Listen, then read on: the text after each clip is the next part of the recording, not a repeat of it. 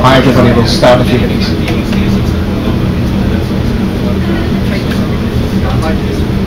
is the final call to the seminar ITogether.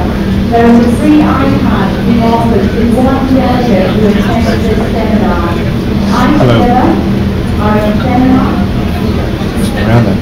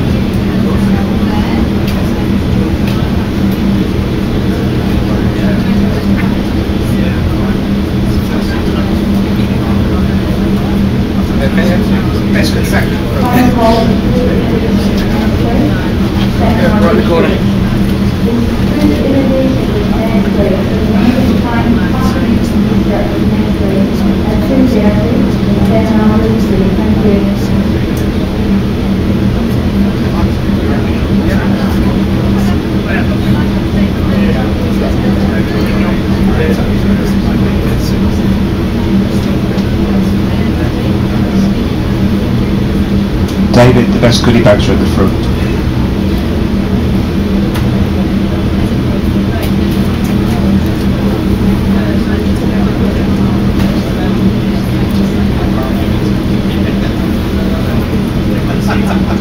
Honestly. I'll sit at the front and help you out. Can we get some sweeties? Yeah, put that on after some loads of.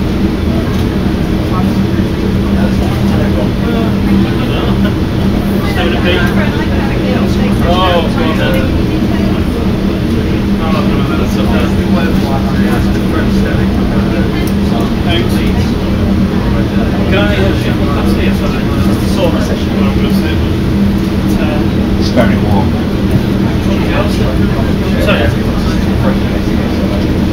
It's actually cooler in the front. It's very cool, right?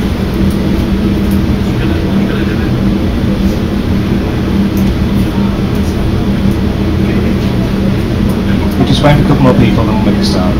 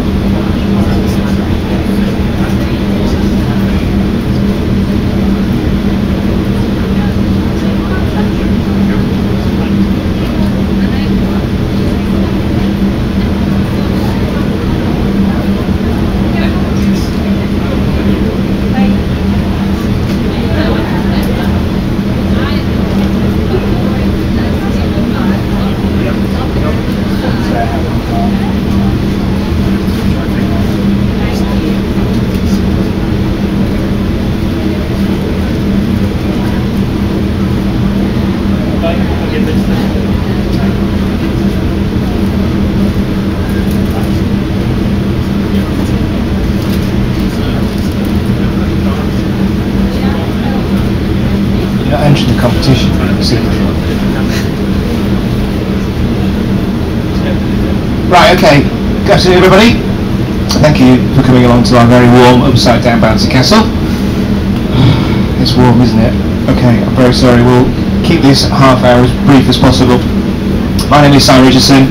I'm the founder of ITogether. I started ITogether 10 years ago, and with me up here are Hal Morgan from Bluecoat on my left, and Mark Hitchens from Checkpoint on the right. Bluecoat and Checkpoint are our most important partners. We've been working with them for 10 years. I've been working with them collectively for about 25 years now, and we couldn't have done so then without them. All the goodie bags provided by them and the giveaway as well. At the end, we will do a draw for an iPad. Please fill in your forms, and you can have a chance to win that. You stand a good chance. No further ado, I'm going to hand over to Hal first. Sorry, me? Me first, okay. So, 1 second. So, the first question we were asked about 6-7 questions that kept on popping up, or the themes kept popping up, and so we've chosen those most popular questions. The first one, as you can see there, is to save costs, enterprises are looking to adopt public cloud services, but how do you protect the data that is stored there? I'll go first. So, welcome everybody. To preface that, I just want to say that at Bluecoat we absolutely agree that the benefits of using public cloud, and we're doing everything to secure the use of public cloud, because then I'll put my security hat on and start talking bad stuff.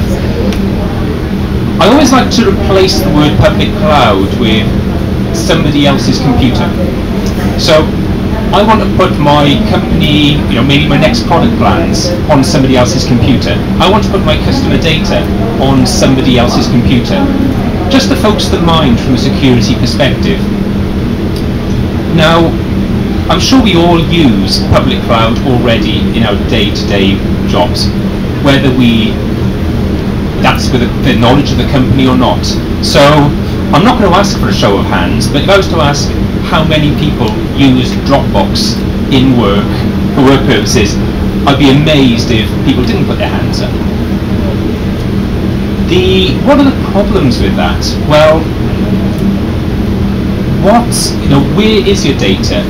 Who knows where these different public services cloud data centers are? Ultimately, it's your data, it's your responsibility, whether it's customer data, the loss of which, particularly with the new GDPR laws that have now been enacted and going to be enforced in 2 years' time, where an organisation will be fined 4% of their annual turnover for the loss of this data, or intellectual property, which will hit your business. It's your responsibility where this data is. In terms of the use of public cloud, we ran a survey where we asked how many public cloud services or cloud applications is your organisation using. The average response was 40 to 50, which sounds relatively high. The reality, when we analysed what was going on in these organisations, was 742. So the first problem is actually understanding how many of these applications are being used today. That's the starting point to do an audit of understanding what's in place. Then the problem really breaks down into two types of applications. Those that are shadow IT, so being used by employees to get their job done for good reasons, but without the knowledge of or the sanctioning of the IT department. And that's obviously a huge issue, and something you need to control how that's being used, and ultimately replace those applications with more suitable ones for your business to allow the employees to get their jobs done. The second area are fully sanctioned applications, and I'm seeing most of my customers now moving to Office 365, Google Drive, which are fully sanctioned applications you want your employees using, but you want to be able to control when the data is there, how is it shared? This has spawned an absolutely new market over the last couple of years, and I'm trying not to acronyms, but called CASB, Cloud Access Security Brokers. And that's something that's, in Bluecoat, we believe is an extension of what we've always done in securing organisations' web traffic. So we've made 2 acquisitions in that area, And what it allows you to do is, first of all, understand very detailed which cloud applications are being used within my organisation, who is using them, what data is going up there, and being able to prevent certain data based on confidentiality reasons, based on DLP, from being data loss prevention, I shouldn't use acronyms, from being placed up there. And secondly, where you do have those fully sanctioned cloud applications like Office 365, like Salesforce, like ServiceNow, like Google Drive, where you are putting information that previously would always stay within all your layers of security within your network, is now being placed in somebody else's data center, allowing you to set controls about when the data is up there. First of all, maybe I need to encrypt some of that traffic, maybe I need to tokenize some of the data that's in place, so the real data never leaves my premises. And secondly, being very careful about being able to control, even though there's a document up in Office 365, up in OneDrive, I want it there, but I certainly don't want that data being able to be shared with people outside of my organisation. So we actually had a customer who was a restaurant chain, and we actually looked at what data did they have in their Google Drive account, and found there were actually an awful lot of credit card information up there that they had no idea, and that's something we could let them identify and allow them to take remedial action to reduce their risk and to make sure they didn't fall foul of any audit points or any regulation. So, pass that on to Mark. Thanks, Hal. Hal made some very good points there, and I confirm that Checkpoint also see cloud applications as becoming more important for businesses. In fact, they're becoming tools for business enablement, and any time that you have a tool which involves business and the business being enabled to work, then you've got to also look at the security risk assessment around there as well, and to see what risk you're incurring by using these applications. Now, within the applications themselves, there's very little security built in. There's obviously compliance and audit and whatever else, but the actual security within the applications, such as Gmail, such as Office 365 with documents, there's very little security within those applications. And so the actual responsibility for threat prevention and data security still rests with the end user. But that's you guys. So you're still responsible for what happens with that data and protecting your environment. So traditionally, the way that you would have protected would be to have these applications on site, and you'd have put something in the way that you protect them. You'd scan the traffic that went in and out of the network, you'd look for viruses, you'd use your antivirus, your intrusion prevention system. But now you've moved them outside into this cloud, into this Office 365. So any documents that are coming out of that cloud, or any emails that are being delivered from the cloud, are actually coming down an encrypted pipe directly to your end user's desktop with no inspection on the way down. So you need to have a look at that, you need to be aware of that. And absolutely, as Hal said, with having the CASB, the Cloud Access Security Broker, that's the way you need to be. So Checkpoint will have two recommendations for our customers. One is to control access to those applications from within the organisation by having the gateway on site to say, okay, access and control, who's using the applications, are they allowed to use those applications, what are they doing, how long they're doing it for. And the second piece is to actually broker the service into something like Microsoft, into the Office 365 through an API, to be able to then extract the information, extract those documents, and run them through the security protections you would do, such as the antivirus, such as data loss prevention, such as IPS, the intrusion prevention system. So it's important remembering that the stuff up there is yours, but it's being delivered directly to your end user's desktop without the checks going on. Thanks, Matt. Just one thing I meant to mention at the beginning, by the way, it's very rare to get Bluecoat and Checkpoint on the stage at the same time. They are, in some areas, competitors, but it's very useful that we've chosen these questions specifically so they complement each other. Another thing that I wanted to talk about was an example of a customer of ours, to underline what they've been saying here.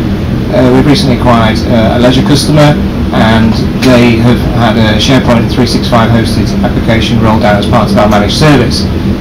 Unbeknown to us and indeed their management team, and they employ around 2,000 people. Their marketing people have been extensively using Dropbox for the last 6 months. We found out by a support call, and they were very surprised indeed. So just goes to show that they're trying to work around these technologies that their business is already buying for them in other areas. Right, let's move on to the next question.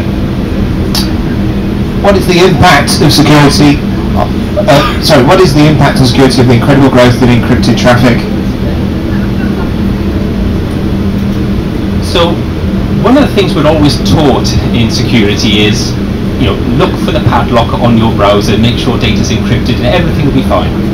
And of course, that's got a huge part to play in the confidentiality of the data, which is absolutely great if you fully trust that the user is never going to do anything wrong, either on purpose or accidentally, or the server is never going to do anything wrong, either accidentally or on purpose. In a business world though, that you can't rely on I hope it's all going to work. So if I was to ask you tomorrow, go back to your organisations and stop applying any security controls on the network traffic of 60% of your users, is that something you would happily do? Switch off the firewall, the intrusion preventions, the data loss preventions? I hope not. Just for you. Just for you. Oh, thank you. Now, what I find is that generally with our customers, the traffic levels that are encrypted, it used to be about 20-25%. The last couple of years, it's shot up to about 60%. And one of the key reasons being what we've just been talking about, the adoption of public cloud services. All of those are going to be SSL, TLS encrypted. So what that means is 60% of traffic, if you do nothing, it doesn't matter what you put in place in terms of intrusion prevention, other security solutions. While it's going over the network, they're not doing anything, and they're becoming less effective by the day. Now, Gartner have actually said that they're predicting that 50% of malware will take advantage of the fact this is happening and use encrypted traffic by 2017, because they know many network security solutions will not see it. So what are the solutions to this? Well, option one is you apply SSL decryption on every security solution you have in place. Your data loss prevention, your IPS, your firewalls. The problem with that approach is it has a huge hit on performance, often reducing the performance of those appliances by about 80%, so you have to scale out hugely. It's a good NSS report explaining that. So the Bluecoat approach or recommendation would be to have a solution in place that can decrypt once and feed multiple security solutions with that traffic. So you can never make SSL decryption an easy to do solution, computationally easy, but what you can do is reduce the number of times it has to happen and feed all the solutions that need to see that decrypted traffic with the clear text traffic to apply their security controls. Thanks, Howell. Oh, sorry, that was a Howell only question. Sorry, I shouldn't do that. One thing to add. The books, the yellow books, don't be offended, they're called Encrypted Traffic Management for Dummies. They are a good read, so please have a read of those, and it goes into far more detail than I could just then. Just to underline Howell's point as well, again, ITogether customers, again, as an example, we're seeing much more of a significant increase in customers wanting to decrypt traffic, not because they want to snoop on employees, just simply because they want to enable the ability to stop malware coming through these secure channels. Okay, next question. The use of mobile devices is growing within all organisations, and the challenge is how to separate business data from personal data, especially with BYOD, bring your own device, becoming more popular. How is this achieved? Mark, question. I don't know how many people here are familiar with Checkpoint, but I'm sure that it'd be a bit of a surprise seeing me take the microphone up for those who have been with Checkpoint for a number of years and know that we started in the firewall business. But now I'm going to talk about mobile security. Mobile security has definitely, got many benefits and efficiencies, and we're seeing the mobile growth within organisations, even with our own organisation. Within Checkpoint, we're using mobile devices and iPads. But as with any new technology, there's always those risks and considerations to take into account. Now, whether that device that you're using is a corporate device, or whether it's a bring your own device, it's your device that your business has allowed you to use, generally speaking, the risks and the considerations are exactly the same. What we've got is, on that device of yours, you've got corporate information, so you're storing confidential information on the device, alongside things that you've downloaded from the internet, a video of a cat that can play the piano, emails of attachments, with regard to personal information, stuff that hasn't really been vetted with regards to security threats, sharing that space with corporate data. And obviously that then provides an environment where there can be some cross-infection there for that information that goes back into the corporate environment, or the information that you've got actually being shared unintentionally or intentionally to places you don't want to either. The other point with regards to using the mobile devices is that you're actually opening your attack surface as well. So you're exposing yourself to new variants of malware, new types of way of attacking things. So mobile malware, mobile malicious code. Now, mobile malicious code is slightly different to the normal stuff that we use. It's capable of harvesting personal data on your phones.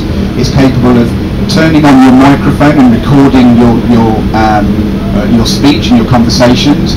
We've actually got a demo where we can show that actually happening live. We can turn my phone on once it's been infected and record this conversation and play it back to you after you've been sent via email. You can turn your camera on, take pictures of you, and maybe when you don't want your picture taken. And we've just lately seen also ransomware has now spread into the mobile area. So the ransomware can lock your phone and change the PIN code. It can actually also get into the SD card or the memory, start encrypting that in the same way that crypto locker does on PCs.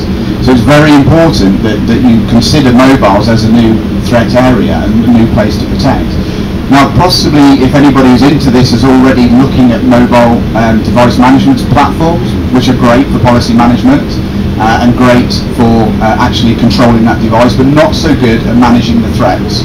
So this is where Checkpoint would recommend something called mobile threat prevention, which works in conjunction with your MDM system, mobile device management. Scanning, monitoring your phone, looking for network attacks, so manning the middle, such as spoof wireless SSIDs, application attacks, such as things that can turn your microphone on, and OS level attacks. And in conjunction with MDM, if it spots any of those things, it will tell the MDM system, isolate this device, take it out the corporate network until that device has been remediated against. Once it has, the MTP, the mobile threat prevention, will talk back to the MDM, say it's all clear, that device can now be brought back into the corporate policy. Cool, thanks Mark. We were talking last night when we were doing our preparation for this, and we were talking about an example of a customer, chief exec? Yeah, chief exec of one of your customers, and he had inadvertently, unknown to him, been using Dropbox for how many months now? About 3 months without knowing. And what happened was he didn't know he was using it, and all of his documents were being taken off his laptop remotely. It's his own device, of course, BYOD. Quite common for the chief exec to have his own laptop, until he got a bill. He got a bill for the Dropbox he didn't know he was using, and of course all of his data had lost. So there you go, there's an example of mobile device and BYOD. Okay, next question. We all understand how to protect against known threats, but what about unknown threats, the so-called zero-day attacks? How am I supposed to defend myself against those? Mark this time. We're very friendly up here, we've been polite, we're taking turns. Yes, it keeps us calm. So unknown and zero-day attacks, zero-day threats. There is a slight difference. The unknown threats are certainly becoming more prevalent at the moment. An unknown threat is something that we don't recognise, something we have no ability to distinguish what it is. The actual piece of code is possibly known, and in fact it probably is known. The reason it becomes unknown is because it's put through a simple engine which actually changes the pattern, changes the signature, changes the hash. It becomes unknown. So it's known code which becomes unknown because of changing of the signature. I apologise to people who are not technical, but basically we capture signature of malware, stick it in a database and allow an antivirus engine or an IPS engine literally just to do a lookup to go, recognise the signature, it's bad, stop it. So what the threat actors are doing is actually manipulating it. They can either do it themselves or have a very free and easy to use web service to do it, upload the code, spin it around, change the signature. You can upload it and look at VirusTotal and ask VirusTotal, which is an engine that looks across all vendors, do you recognise it, and it will be no.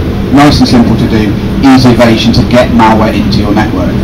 Zero day is slightly different. Zero day is a very specialist piece of code, not been seen before, usually quite expensive if you wanted to purchase it, and used generally by nation states who are having a go at each other. The traditional method, as I said, is to spot malicious code through signatures, but what if we can't? What if we don't have a signature? What if we've got unknown or zero day? Well, we're a bit stuck. Well, no, we're not. What we do is we take that code that we think is suspicious and put it into a safe environment known as a sandbox, and this is where the language gets exciting. We detonate it. We make it do something. We blow it up. Okay? And we just observe it, so we observe what's going on. What is it doing? Has that Word document, for example, starting to call out to the internet? Is it trying to make registry setting changes to my machine? Is it spawning processes and creating crashes and creating executable files? If it is, it's bad. We quarantine it.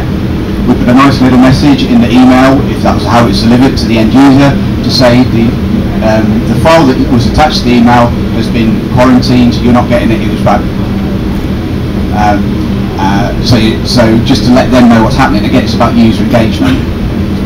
It is possible, obviously, to get around this, that threat actors are not daft, that they actually see what's happening within a virtual environment, so they put pieces of code in place, such as waiting for a time, extending the time period before it activates. Is there a mouse click or a movement? Is there human interactivity? So there are ways past it.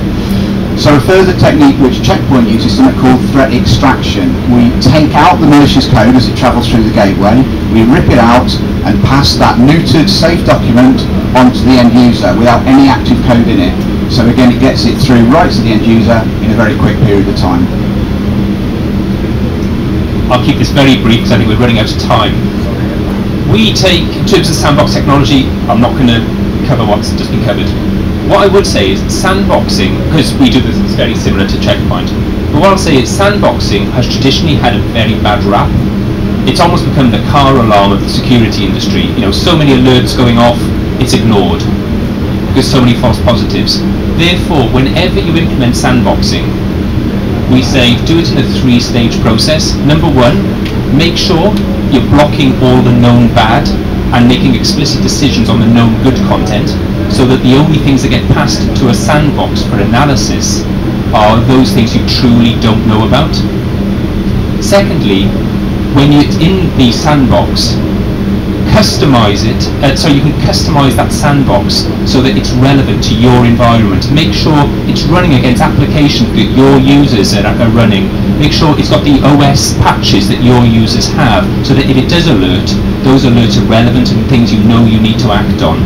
For example, the Target breach in the US, they had sandboxing, not ours, but they had sandboxing solutions in place, but those alerts were being ignored because they were getting so many of them. So just having a sandbox is not a solution in itself. And the final phase is when you do see that you've got a piece of zero-day malware, being able to gather all the information you need and able to respond to it and make the changes you need to your network to prevent it happening again. Thank you. Quick story, you might have heard of ransomware, you might have seen BBC News about a month ago, Lincolnshire County Council held to ransom. Ransomware is really simple, it's malware that infects the user's PCs, generally speaking, because it pops up on the screen and tells them pay a lot of money, otherwise we delete your data. It turns out Lincolnshire County Council was some fairly vital spreadsheets, but let's not go into that. An example of one very quickly, we were talking last night about some ransomware that came in via attachments to photos. photos are binary images. It's actually quite hard to attach to a photo. It's much easier to attach to a file like a Word document, Excel document, etc., etc. These photos arrived in the network in fragments, different photos with different bits of the code on. They reassemble themselves on the network and produced ransomware. Right, next one. As a manufacturing company, IT is not your core business. So how do you manage the growing number of security solutions you require to protect you against potential cyber attacks? I'll take it really quickly. I would say that first option is, look, you may want to manage service and take advantage of this, to help you with this I should say, and Simon would be more than happy to talk about that. When it does come to management of multiple products and you don't have a managed service, then what you're looking at is how are these different solutions integrated? And really there are two options. One is they're fully integrated because they come from the same vendor, and that's an approach at Bluecoat. Of course our products have a central management capability and central reporting capability. I would just caution against just taking that approach blindly, and I'm not saying this applies, certainly doesn't apply to Bluecoat or to Checkpoint, but you may sometimes end up being hooked into a certain vendor and having to buy their products for everything, even though they're not the best of breed and the best to meet your requirements. Almost like, you know, buy a Gillette razor and you have to buy their razor blades for life.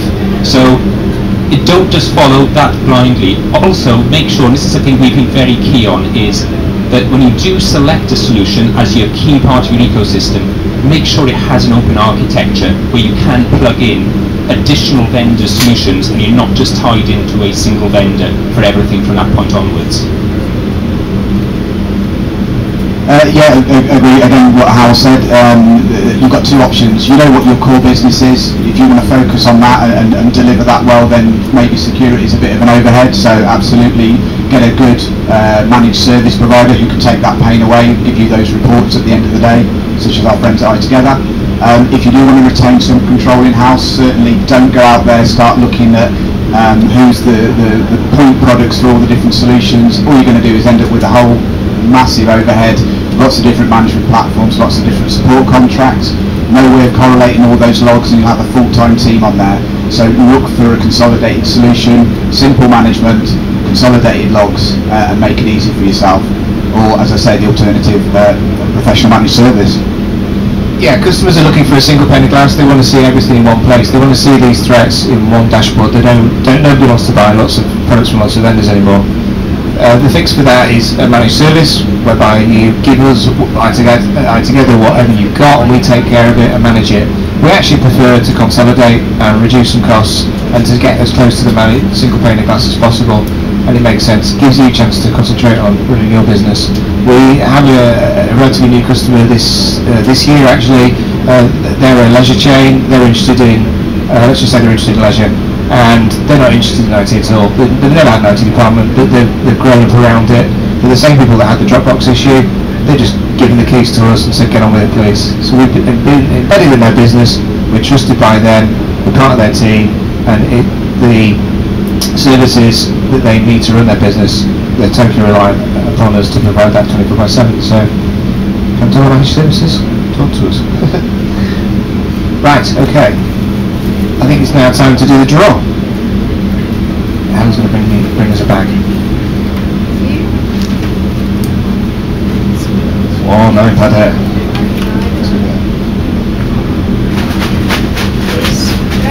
Has everyone filled the form in? Well, that was close. If you have any questions, clearly we haven't been able to take any questions because there isn't enough time. We wanted to cram as much as we could. Please come to the stand. We're obviously here for the rest of the afternoon. Please come and talk to us. Ask any questions you like. It'll be good to see you. Stands 53 and 60. 53 and 60. Thank you, Helen. Right, I'm not going to look, I promise. Okay, here we go. The winner is Peter White. PwC. Is Peter here?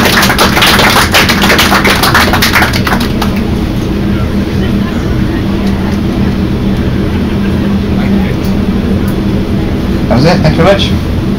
We're finished. Thank you. Cheers now.